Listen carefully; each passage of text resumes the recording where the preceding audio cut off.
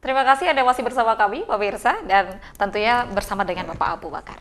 Bapak Abu Bakar, tadi kita sempat terpotong karena jeda terkait dengan pengamanan lalu koordinasi antara kepolisian, Disub, dan juga ITDC.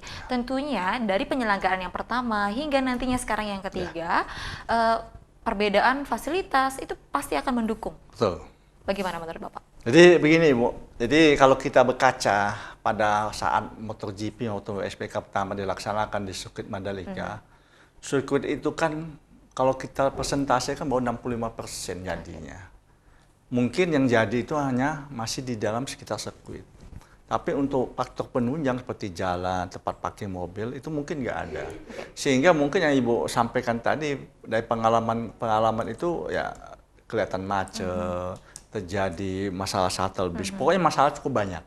Ya alhamdulillah Bu, karena sambil proses berjalan, ya kami berkaca pada WSBK yang kedua tahun yang lalu, ya kami rasakan apa yang terjadi di WSBK pertama maupun di MotoGP itu alhamdulillah tidak terjadi. Sekecil apapun kemacetan kami lihat tidak ada. Oke. Walaupun, karena kenapa itu terjadi, ya itu tadi ya. Mungkin dari segi keamanan sudah mengevaluasi pengamanan bagaimana, begitu juga koordinasi dengan pihak-pihak instansi terkait. Yang paling utama adalah memang infrastrukturnya di sirkuit Mandalika itu sudah sangat membantu sebetulnya kalau lihat. Baik. Yang dulu contohnya mungkin waktu WSBK pertama atau MotoGP yang pertama, itu kan jalannya masih becek. Tempat parkir mobil masih banyak tanah. Sehingga banyak mobil yang terpendam dan sebagainya. Itu juga menjadi faktor utama dan waktu macet. Oke. Tapi kalau sekarang sudah tidak lagi ya? Alhamdulillah, kalau berkaca pada WSBK yang kedua, saya katakan nggak ada. Oke. Alhamdulillah. Berarti fasilitas sudah menunjang. Oke Pak, tadi kita sudah berbicara tentang pengamanan jalur darat, jalur laut juga sudah. Lalu pengamanan untuk yang menggunakan drone, itu bagaimana Pak? Baik, jadi alhamdulillah Bu, jadi dari tahun ke tahun ya, untuk masalah drone ini kami sudah alhamdulillah bisa kita atasi. Karena kami juga sudah meminta bantuan dari Mabes Polri untuk menyiapkan 2 tim drone. Kalau istilah kata di kita drone anti drone Bu, karena disitulah tugas 2 tim inilah yang nanti apabila ada drone yang naik ke atas dan tidak tercatat oleh pihak Dorna dan tidak ada dalam daftarnya pihak kita, 2 tim ini, itu drone akan dijatuhkan. Alhamdulillah, ya saya katakan untuk SBK yang lalu MotoGP itu banyak yang kita jatuhkan, Bu. Karena tidak terdaftar. Oke. Untuk menghindari terjadinya beberapa berita ya kemarin Pak yang sempat saya baca terkait dengan ada kejadian yang tidak mengenakan di dalam sirkuit. Itu ada seperti apa metode pengamanannya? Mungkin kita harus mengantisipasi terjadinya human error dalam artian ada seseorang yang masuk jambret mungkin Pak ke dalam sirkuit tersebut, itu bagaimana pengamanannya? Ya, dalam pengamanan, rencana pengamanan ini Bu, kami sudah membuat 6 satgas. Nah, yang kalau Ibu tanyakan ini itu adalah tugas nanti. Kalau memang sudah terjadi ya, terjadi copet atau terjadi itu ada yang namanya Satgas Penegakan Hukum. Ya, Satgas Penegakan Hukum ini di dalamnya ada kriminal khusus, ada direktorat kriminal umum dan dit narkoba. Nah, tugas mereka salah satunya adalah untuk mengantisipasi itu. Ya, khususnya tindak-tindak pidana yang musiman biasanya copet dan sebagainya. Alhamdulillah Bu, ya saya katakan dari Satgas Kakum ini ada yang namanya Subsatgas Anti Bandit.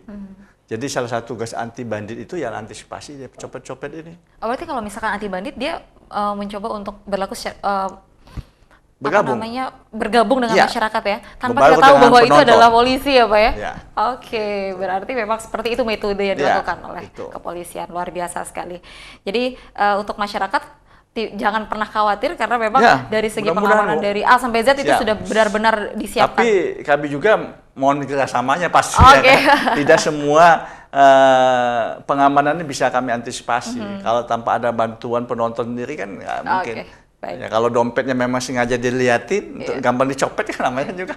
Nanti kita di segmen 3 akan membahas terkait dengan itu, Pak. Saya ingin bertanya tentang adakah nanti diturunkan K9, Pak, atau anjing liar? Ada, tetap K9 Polda, Mabes Polri, dan hal ini kita minta Polda Bali. Alhamdulillah sudah disetujui oleh pimpinan, Bu. Ya tinggal kapan datangnya kita tunggu saja. K9 tetap kita siapkan, baik yang punya Polda maupun Mabes Polri. Dalam hal ini BKU dan Polda Bali. Berapa K9 yang akan kalau kita lihat ini sekitar ada 6 K9 yang kita siapkan, Bu, untuk. Itu fungsinya untuk apa, Pak? Saya sangat tertarik dengan anjing soalnya. K9 kita ini kan banyak ada berbagai macam kemampuan. Oke. Nah, kita minta ini kan ada salah satu K9 itu tadi penciuman bahan peledak itu loh. Yang kedua yang tadi yang salah satunya antisipasi copet ini tadi, Bu, itu. Jadi itu kemampuan yang mungkin yang kita minta untuk antisipasi kegiatan di Mandalika ini. Oke. Sebelum kita break, Pak, saya ingin bertanya sejauh mana persiapannya dalam artian seperti ini, persentasenya. Mungkin dari 10 hingga 100, persentasenya seperti apa, Pak? Kalau menuju ke tanggal 3 sampai 5 Maret ini? Kalau apanya, Bu? Persentase persiapan. Kesiapan kalau dari saya Polda. katakan persentase kesiapan kami Polda NTB ini sampai tanggal 21 ini bisa saya katakan sudah 85%. Oke. 85%, luar biasa sekali. Tinggal sisa-sisanya saja, Pak. Ya, tinggal melengkapi saja. Oke. Lalu untuk kedatangan para pengamanan untuk kedatangan para bikers itu bagaimana, Pak?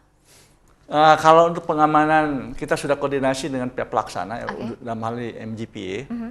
Kita sudah koordinasikan untuk koordinasi pembalap ini menginap di mana, di hotel mana, dan jadwal kedatangan mereka kapan, itu kita sudah koordinasikan dengan MGPA. Dan antisipasi kita, pertama memang hotel di mana tempat menginapnya pembalap ini pasti kita akan amankan. Itu yang pertama. Yang kedua, termasuk juga kedatangan logistik pembalap ini pun kita akan amankan, termasuk kita kawal. Kalau memang dia datang dari laut, nah kita kawal dari kapal laut menuju ke lokasi penginapan atau ke Mandalika, ke sirkuit Mandalika. Begitu juga yang dari Bisam, itu tetap kita akan pengamanan. Luar biasa, 85% sudah disiapkan oleh Polda Nusa Tenggara Barat. Tinggal koordinasi dan juga sinergitas ya, Pak. Oke, kita akan kembali ke segmen ketiga. Pemirsa jangan kemana-mana, tetap di Bincang iNews.